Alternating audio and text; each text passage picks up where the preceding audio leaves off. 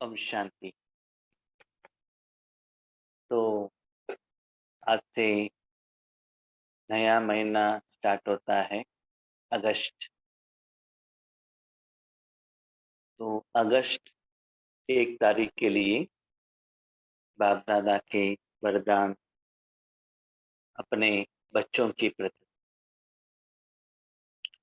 आज का वरदान है, हद की जिम्मेवारी को बेहद में परिवर्तन करने वाले स्मृति स्वरूप नष्टो मोहा भव।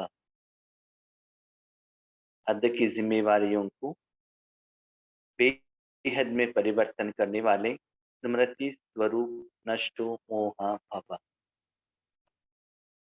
हद का जो जिम्मेवारी रहता है कि मुझे एक हमारे ओन घर रहना चाहिए, हमारे बच्चों को एजुकेशन देना चाहिए, मेरे बेटी को शादी करना चाहिए और बेटे को अच्छे जॉब में लगाना चाहिए, बिजनेस चलाना चाहिए, लोन क्लियर करना चाहिए।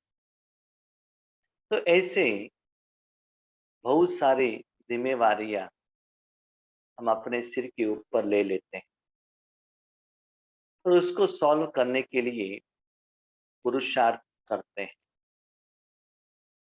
बाबा कहते हैं, बच्चे वो जिम्मेवारी को सफलतापूर्वक सॉल्व कैसे करें। आप चाहते हो कि सतयुग में महाराजा बने और विश्व कल्याण का सेवा। बच्चे जो लौकिक का जो इस जन्म का जो परिवार सोचते हो वो हद का हो जाता है। वही विश्व के परिवार को सोचो, जितने भी हैं, विश्व पिता बन जाओ, विश्व माता बन जाओ। दुनिया में जितना भी मनुष्य आत्माएं हैं, भले उनको अपने बच्चे समझो, अपने भाई समझो, उनको भी देखभाल करना आपका जिम्मेवारी भी है। वो ज्ञान भी मैंने दिया है, विधि विधान भी दिया है। इस आज प्रैक्टिकल आप लोग देख रहे हो, हमारे जो वर्तमान समय का प्राइम मिनिस्टर है, उनके शरीर का माँ भी है और उनका युगल भी है, लेकिन वो ज्यादा समय देश सेवा में लगाए। तो वैसे ही बाबा कहते हैं, बच्चे अपने समय, श्वास, संकल्प, तन, धन, सब कुछ ईश्वरीय सेवा में, बेहद की सेवा में लगाओ, तो आपका हद का भी ठीक रास्ते पर आ जाएगा। यह मोह माना क्या है? मेरा घर, मेरा परिवार, मेरा बिजनेस, मेरा जिम्मेवारी। जितना मेरे मेरे में आप खो जाएंगे, उतना मोह आता ही जाएगा, उसमें फंस जाएंगे। जितना बेहद में जाते हो, उतना बेहद का 5000 सालों का आपका जो सारा हिसाब किताब है, पंच तत्वों का साथ भी हो या जो भी मनुष्य आत्माओं के साथ में हो या कोई आत्माओं के साथ में हो, वो सभी बाबा के साथ के सहयोग से वो सेटलमेंट हो जाएगा। जब वो सेटलमेंट हो जाएगा, उसके आधार पर आपका जो लौकिक हद का समस्या भी अपने आप सेट हो जाए। हम क्या संकल्प करते हैं, बाबा रिटायरमेंट होने के लिए अभी 10 साल है, 10 साल तक मैं क्या करते हूँ, बिजनेस करता हूँ, नहीं तो जॉब करता हूँ, उसके बाद ईश्वरीय सेवा में लग जाता हूँ। उसके बाद कहते हैं, अभी बेटी थोड़ा छोटी है ना, उनका एजुकेशन होने दो, उसके बाद सेवा में लग जाता हूँ। बेटी का एजुकेशन हो गया, शादी करने के बाद, उसके बाद पोते को संभालना है, तो इसमें ही हो गए ना, बाबा कहाँ आ गए बीच में। तो रीजन तो देते गए, उसमें ही फंसते गए और भी जो माया के जो जाल में फंस जाते हैं। उसके बाद जब एज होता है, आंख दिखता नहीं, कान सुनता नहीं, शरीर में बीपी शुगर आ जाता है तो उस समय क्या करेंगे? बेहद का सेवा। तो ये है हालत हमारा। जो कुछ भी करना है आज करना है, इस सेकंड मेरे लिए टाइम है, बाबा ले लो बस। नेक्स्ट सेकंड में सिर दर्द आ सकता है, पेट दर्द आ सकता है, मुझे मालूम नहीं है। ये सेकंड में जिंदगी जी लो ना। तो इस सेकंड को महान बनाना है, श्रेष्ठ बनाना है तो क्या करो? उस सेकंड परमात्मा के हवाले कर दो, तब देखो कितना मजा आता है।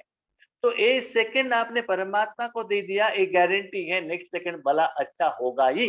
क्यों? ये सेकंड बाबा आपको जितना विश्व के लिए यूज करता है, जिन तक वो शक्तियां पहुंचता है, उन लोगों का थैंक्स आ जाता है, तो थैंक्स का प्रभाव, परिणाम, प्रतिफल नेक्स्ट सेकंड में आपको अनुभव होता है। लेकिन बच्चे देखो, जितना लौकिक वालों को कितना भी बड़ाई करो, एजुकेशन दे दो, बाद में कहता है मुझे आपने ये नहीं दिया, वो नहीं दिया, उनको ज्यादा दिया, मुझे कम दिया। कितना भी दे दो, नहीं दिया करके आता है। लेकिन अलौकिक में देखे तो देखो, उसका तो रिजल्ट देखो ना। बाबा कहते हैं बच्चे, हद की जिम्मेदारी को बेहद में परिवर्तन। मेरे संसार को नहीं, विश्व मेरा संसार है, उसको परिवर्तन करो। उस उन लोगों को श्रेष्ठ बनाना है। इसलिए बाबा कहते हैं, स्मृति, इस परिवार का मैं मालिक, इन लोगों का मैं माँ हूँ, ऐसा नहीं। अपने जिम्मेवारी को क्या करो? बढ़ाओ। स्मृति स्वरूप। हम क्या कर रहे हैं? स्मृति किसमें है? मेरा घर स्थूल रूप में स्मृति है। आत्मा का स्मृति रखो और परमात्मा का, परिवार की स्मृति रखो। नष्ट मोहा, मोह निकाल दो इससे। तन, धन, जन, यहाँ से मोह निकाल दो। और कहा मोह रखो? आत्मा और परमात्मा में मोह रखो। जैसे कोई एक लड़की क्या करती है, जब शादी हो जाता है, पति और बच्चों के तरफ मोह ज्यादा होता है, माँ बाप की तरफ मोह क्या होता है? कम होता है। वैसे ही हमको क्या करना है? आत्मा और परमात्मा और रूहानी कार्य में, उसमें क्या करते चलो? स्मृति, अटेंशन, स्वरूप। तन और धन की तरफ आपने स्मृति रखा, पुरुषार्थ किया, कर्म किया, तो रिजल्ट क्या हुआ?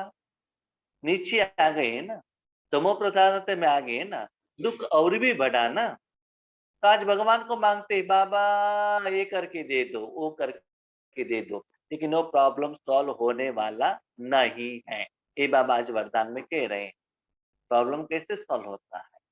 जितना आप ईश्वरी सेवा के बारे में सोचो, तो लौकिक ऑटोमेटिकली ठीक हो जाएगा। मैंने भी मेरी जिंदगी में देखा है, जितना ईश्वरीय सेवा में डिसिप्लिन होकर आप ईश्वरीय सेवा में लग जाते हो, चाहे मेरा तबीयत हो, चाहे मेरे माँ का तबीयत, चाहे मेरा घर का जो भी जिम्मेवारी हो, इतना इजीली बाबा सपोर्ट, सहयोग दे देता है। हमको पता ही नहीं चलता है ये मेरा काम है। तो बाबा क्लियरली कहता है, मेरा काम आप करो, आपका काम मैं करता। सच्चाई तो ये है, मेरा काम भी वो करता है, उनका काम भी वो करता है। ये हकीकत।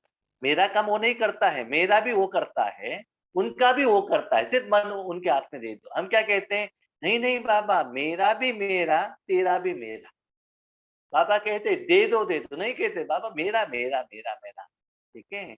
वो मेरा नहीं बच्चा, अभी तेरा करने का समय है। अब तेरा करेंगे तो सत्युग में वो मेरा हो जाएगा।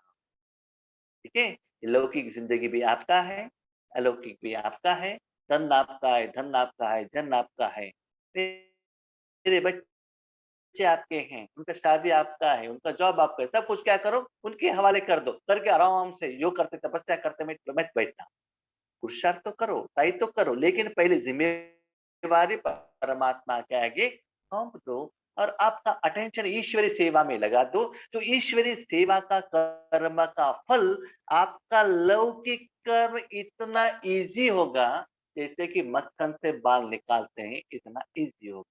लेकिन हम क्या करते हैं? लौकिक जिम्मेवारी को अपना सिर पर बोझ के रूप में उठाकर इतना टेंशन में आ जाते हैं, और भी लौकिक में क्या हो जाते हैं, लग जाते हैं। तो वही बाबा आज के वरदान में कह रहे हैं, नष्ट मोह बनने के लिए सिर्फ अपनी स्मृति स्वरूप को परिवर्तन करो। क्या है स्मृति? मेरे पति को मुझे ही देखभाल करना है, मेरे परिवार को मुझे ही देखना है। वो जो मेरा है ना, जो राइट साइड में है, आगे है तन धन जन, वो मेरा समझ लिया है, वो तेरा आपका नहीं है। मेरा कौन है?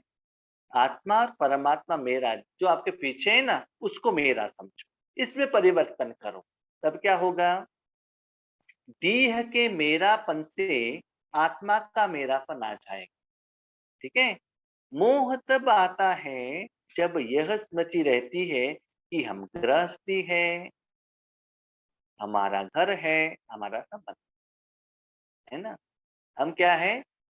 गृहस्थी, राइट? गृहस्थी माना ग्रह में रहने वाले। यस, मैं घर में ही रहता हूँ। किस घर में? आत्मा के घर में। कौन रहता है? मैं और मेरा बाप और मेरा माँ रहता है। उस घर में रहो ना। हम ज्यादातर क्या करते हैं, उस घर के बदले दूर घर की तरफ चले जाते हैं। ये घर तो पुराना हो गया है, इसको पेंट लगाना है, नया बनाना है, इसको सोफा लाना है, नया टीवी लाना है, नया कपड़ा चाहिए और शरीर के लिए सेंट चाहिए। हमारा तरफ अटेंशन किसकी तरफ होता है? शरीर और चीजों को सुंदर बनाने में हमारा अटेंशन चला जाता है। मोह है ना। बाजू लोगों का घर के बारे में तो नहीं देखते हो, उनके घर में पेंट है कि नहीं है। तो इसलिए बाबा कहते हैं, बच्चे थोड़ा अपने को परिवर्तन करो और आत्मा के कर्म के तरफ स्मृति रखो। ये जिम्मेवारी, आत्मा को परिवर्तन करना, विश्व को परिवर्तन करना, इसमें क्या करो? जिम्मेवारी का ठेका उठाओ, पान का बीड़ा उठाओ। क्या करो? तब क्या होगा? उस जिम्मेवारी के लिए बाबा आपको सहयोग देगा। अब इस हद की जिम्मेवारी को बेहद की जिम्मेवारी में परिवर्तन कर। हद का जो सारा छोटा सा परिवार करके बैठे हैं ना, उसको क्या करो? बेहद की जिम्मेवारी में परिवर्तन करो। मैंने बहुत बार देखा है, जब कुछ सेवा नहीं है, लौकिक में रहता हूँ, तभी मेरे माँ का तबीयत ठीक नहीं रहती, और जब सेवा का समय आ जाता है वो ठीक हो जाती है और दिल से कहते हैं आप जाकर आ जाओ। तो वो अकाउंट सेटलमेंट कितना सुंदर बाबा रखता है, द ग्रेट है बाबा। कोई भी कार्य कार्य तो होता ही रहता है, लेकिन ईश्वरीय कार्य में कहाँ भी रुकावट नहीं आता है। ये है ईश्वरीय सेवा का फल और बाबा का सपोर्ट। लेकिन ऐसा नहीं है मेरे माँ की तबीयत ठीक कर दूंगा उसके बाद ईश्वरीय सेवा में लगाऊंगा, नहीं। ये भी चलता रहेगा, वो भी चलता रहेगा। तो मेरे माँ का ऑपरेशन हुआ बेंगलोर में, 10 बॉटल ब्लड देना पड़ा। तो एक दिन में 15 लोग बी के आ गए, एक भी लौकिक परिवार वाले नहीं, एक भी नहीं आया। न देखने के लिए आए, न ब्लड देने के लिए आए। लेकिन कौन आए? तो मेरे माँ को तबीयत ठीक करने का जिम्मेवारी मेरा और मेरा बहन का था। हमने ईश्वरी सेवा बाबा ने करवाया था। उनकी तरफ से आत्माएं आ गए, हमारे तरफ से आत्माएं आ गई, सेवा हो गई। तो उन्होंने मन का भी सेवा किया और माँ को सपोर्ट भी दिया। एक्चुअली जिम्मेवारी किसका था? मेरा था ना, और मेरे बहन का था ना। तो ईश्वरी परिवार और ईश्वर का कितना सपोर्ट मिला। लेकिन इसका आधार क्या है? हम क्या करते, प्रॉब्लम आने के बाद भाई जी मेरे लिए योग करो, बहन मेरे लिए योग करो। फिर उसके पहले आपने उनको क्या हेल्प किया है? ईश्वरीय परिवार के प्रति, ईश्वर के प्रति, ये सोचना चाहिए ना। बैंक में आप डिपॉजिट करेंगे तभी तो बैंक वाले आपको पेमेंट करेंगे। आपका एसबीआई अकाउंट में पैसा ही नहीं है तो बैंक क्यों पेमेंट करेगा? इसलिए बाबा कहते हैं, मांगने का नहीं है, ईश्वरीय सेवा में लग जाओ, वो कमाई करो, डिपॉजिट करो। डिपॉजिट करने से आपको पूछने का जरूरत नहीं है। उस डिपॉजिट उठाकर बाबा आपके प्रॉब्लम सॉल्व कर देगा। लेकिन बाबा कहते हैं आपके अकाउंट में मैं एक पैसा भी नहीं डालता हूँ, कमाई आप करो, डिपॉजिट आप करो, पेमेंट करने का जिम्मेवारी मुझे दे दो, मैं करता हूँ, लेकिन मैं कमीशन नहीं लेता, ज्ञान देता हूँ। कमाई करने का काम आपका ही है। तो ऐसे बच्चे ये सोचो कि सिर्फ एक शरीर का परिवार का जिम्मेवारी नहीं है, 84 जन्मों का बड़ा परिवार है आपका। वो सभी का जिम्मेवारी संभालना पड़ता है। बेहद की जिम्मेवारी निभाएंगे तो हद की स्वतः पूरी हो जाएगी। वेद का सेवा में लगेंगे तो क्या होगा? हद का ऑटोमेटिकली क्लियर हो जाए, करके तो देख लीजिए। लेकिन यदि बेहद की जिम्मेवारी को भूल सिर्फ हद की जिम्मेवारी निभाते हो तो उसे और ही बिगाड़ते हो। One by one, one by one, one by one problem के ऊपर प्रॉब्लम आता ही रहता है। वहां से आपका मन बाहर आएगा नहीं। माया वहां ही आपको क्या करती है? अकड़ लेती है और पकड़ लेती है। यस। तो बाबा को याद करेंगे, ईश्वरीय सेवा में लगाएंगे लगेंगे तो समस्या आता नहीं है क्या? जरूर आएगा, आएगा जरूर। लेकिन वो ऐसे सॉल्व होगा, हर एक प्रॉब्लम को सॉल्यूशन मिलेगा। जब हमको ईश्वरीय ज्ञान मिला, सेवा में लगे, तो हमको बहुत कुछ प्रॉब्लम आया था हमारे घर में। तो एक प्रॉब्लम, मेरे जो बड़े बहन का तबीयत ठीक नहीं था, साइकेट्रिक पेशेंट थी, उनको ठीक करके एक आश्रम में लगाया। जिस दिन लगाया उसी दिन फोन आया, उस समय हम बेंगलुरु में थे, हमारे भाई का तबीयत ठीक नहीं है। तो एक आत्मा का प्रॉब्लम थोड़ा सॉल्यूशन हो रहा है, दूसरा तुरंत स्टार्ट हो गया। क्यों? क्योंकि बाबा ने एक प्रॉब्लम सॉल्व करके दूसरा अपना हाथ में ले लिया है कि वो प्रॉब्लम भी सॉल्व करने के लिए। ये समस्या नहीं है, समस्या को सॉल्व करने के लिए बाबा ने वो सब्जेक्ट लिया है। बहुत बार बाबा कहता है, बच्चे जस्ट फॉर योर इंफॉर्मेशन, ये समस्या आया है वो मैं देखभाल करूंगा। बहुत बार मैं क्वेश्चन पूछता हूँ बाबा को, बाबा ये करूं वो करूं? बाबा कहता है नहीं। क्यों बाबा? चुप रहो ना, मैं बताता हूँ कब करना है। उसके बाद बहुत दिनों के बाद, महीनों के बाद, सालों के बाद वो आता है, पता बाबा को पूछता, बाबा अब करो अब करो। वो करेंगे तो कितना खुशी होता है, कितना इजीली वो काम हो जाता है, कितना आसान हो जाता है। तो कब, कैसे, किस रूप में करना है वो बाबा जानता है।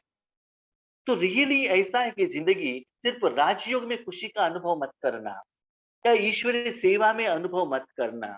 ईश्वरीय सेवा का फल हद में, लौकिक में जो अपना जिम्मेवारी समझते हो, उस जिम्मेवारी में बाबा का और ईश्वरीय सेवा का सपोर्ट कैसा मिलता है उसका भी अनुभव करो। लेकिन वो तब हो सकता है अब जितना समय आपके पास हो, उस समय संकल्प श्वास अपने कर्मेंद्र भगवान के हाथ में देंगे तो, जितना समय परमात्मा को देंगे तो परमात्मा भी आपको देने के लिए बांधा हुआ है।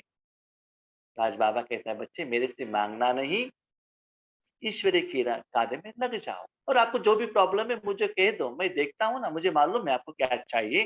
समय के अनुसार जो देना चाहिए मैं दे देता हूँ, और आपका सारा जिम्मेवारी को मैं क्या करता हूँ? क्लियर करता हूँ।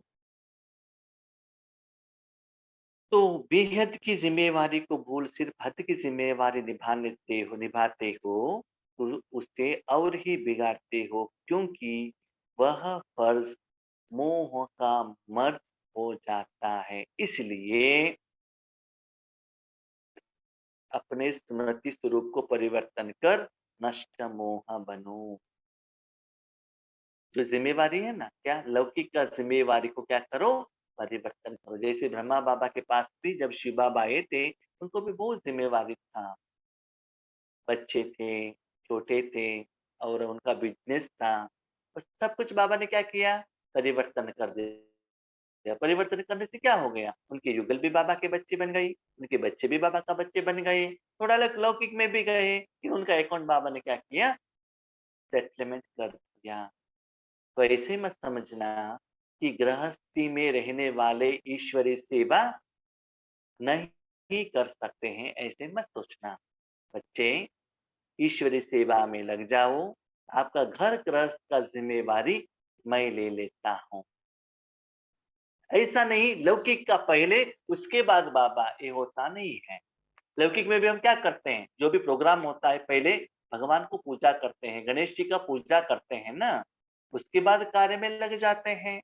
तो यहाँ भी जितना समय मिले उतना ईश्वरीय सेवा में लगते जाएंगे, तो आपका हद का जो जिम्मेवारी है, आप जो बड़ा समझते हो वो क्या होगा? सहज होगा। क्योंकि उस प्रॉब्लम सॉल्व करने में बाबा का हाथ और साथ आपके साथ में रहेगा और आपके साथ में भगवान है और आपको असफलता हो ही नहीं सकता। लेकिन मैं कब हाथ दूँगा? द्रौपदी में अपने साड़ी का छोटा-सा पीस दिया, इसलिए मैंने भरे हुए उस सभा में मैंने सपोर्ट किया, उनको हेल्प किया। शबरी ने उनको फ्रूट दिया, इसलिए मैंने आपको हेल्प की। जब तक आप नहीं देते हो, तब तक मेरे से एक्सपेक्टेशन मत करना। तो बाबा आज हमको ये कह रहे हैं बच्चे, लौकिक में ज़्यादा सोचने का ज़रूरत नहीं है। ज़्यादा सोचकर उसमें प्रॉब्लम सॉल्व करने के लिए समय बिताएँगे, तो वो समस्या और ही बढ़ता जाएगा। तो आज का स्लोगन है, ऐसी तीव्र उड़ान भरो जो बातों रूपी बादल सेकंड में क्रॉस हो जाए। हम जब हर रोज जिंदगी निभाते हैं, कोई कुछ कहते हैं, भाई जी आपने क्लास ठीक नहीं किया, आपने योग ठीक नहीं किया, आपको ऐसा नहीं कहना चाहिए था, वो वैसे करना चाहिए था। ठीक है? लौकिक में भी कहते हैं, आपने ये डिसीजन ठीक से नहीं लिया। तो बहुत सारे लोग बहुत वैरायटी में क्या करते हैं, कहते रहते हैं, उन्होंने ऐसे क्यों कहा, इन्होंने ऐसे क्यों कहा, उसमें आपको नहीं रहना चाहिए।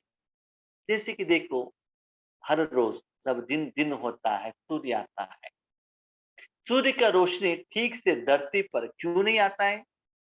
क्योंकि बीच में बादल रहता है। जितना बादल है, उतना सूर्य का रोशनी आता नहीं है।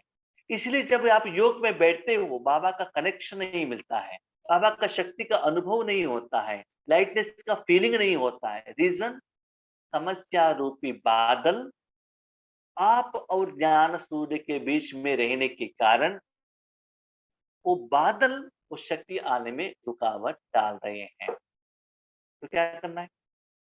क्या करना है? आपको कहाँ जाना है? ज्ञान सूर्य के पास। ठीक है? आपके स्लैब में एक हेलीकॉप्टर खड़ा है, पुष्पक विमान खड़ा है। मन रूपी विमान पर 1 सेकंड में टक करके क्या करो, ऊपर चले जाओ। कहाँ? बादल से भी ऊपर। तब क्या होगा? बादल नीचे, आप ऊपर। तो वहां कौन रहेगा? आप और बाप। तब क्या होगा? बादल कुछ भी नहीं कर सकता है। लेकिन हम क्या करते हैं? वेट करते हैं, बादल जाने दो, बारिश आने दो, उसके बाद सूर्य आएगा, रोशनी आएगा। आप तो यहाँ वेट करते रहेंगे और सच्चे बच्चे ऊपर चले जाएंगे, है ना? तो बाबा यहाँ क्या कहते हैं, समस्या को सॉल्व करने में नीचे मत रहना, मन को लेकर जाकर परमात्मा में रखना। वहां जो भगवान आपको शक्ति देता है, आशीर्वाद देता है, दुआ देता है, उससे आपका प्रॉब्लम सॉल्व हो जाएगा। प्रॉब्लम नीचे रहेगा, उसका टेंशन मत करना।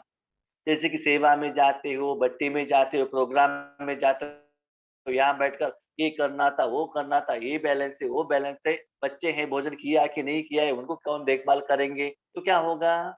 वो एनर्जी को आप कैच नहीं कर सकते हैं। आपने ही अपने मन में वो टेंशन का बादल बीच में लेकर आए हैं। तो 1 सेकंड में क्या करो? अपने मन को परमात्मा में लेकर जाओ और परमात्मा के अंदर खो जाओ। तो क्या होता है? सूर्य की रोशनी से नीचे आने तक वो बादल क्या होता है? नीचे बारिश के रूप में नीचे गिरकर वो क्लियर हो जाएगा। ये बाबा का वायदा है। तो फाइनली इस महीने के पहले दिन में बाबा कह रहे हैं, बच्चे अपने पर्सनल समस्या का भी टेंशन मत लेना, मेरे पास चुपचाप आ जाना, वापस आने तक वापस आने तक आपका प्रॉब्लम सॉल्व कर लेता हूँ। इस लास्ट एग्जांपल बाबा कहते हैं, बच्चे आपका ऑपरेशन है, मैं एक इंजेक्शन लगाता हूँ, तो आपको दर्द का फीलिंग होता है। थोड़ा समय में वो जो एनेस्थीसिया का इफेक्ट्स हैं, इस दुनिया से आप डिटैच हो जाते हो। वापस जब आपके शरीर का एंटर होने तक, स्मृति होने तक, जो कुछ भी काटना है वो काट कर मैं क्लीन करके रख देता हूँ। उस समय क्या किया है वो आपको देखने का जरूरत नहीं रहता है। उसके बदले घर में रहकर, नहीं डॉक्टर हम 1 हफ्ते के बाद आएँगे, महीने के बाद आएँगे, क्योंकि मेरे बेटी का शादी है ना, इनविटेशन तो बाँटना है ना, तो ऐसे आप पोस्टपोन करते रहेंगे तो क्या होगा? भविष्य में आपको ही उसका सज़ा भुगतना पड़ता है। इसलिए अभी आपके पास सर्जन आया है, तुरंत हॉस्पिटल में एडमिट हो जाओ और ट्रीटमेंट ले लो। ठीक है? अच्छा, Om Shanti. Thank you Baba.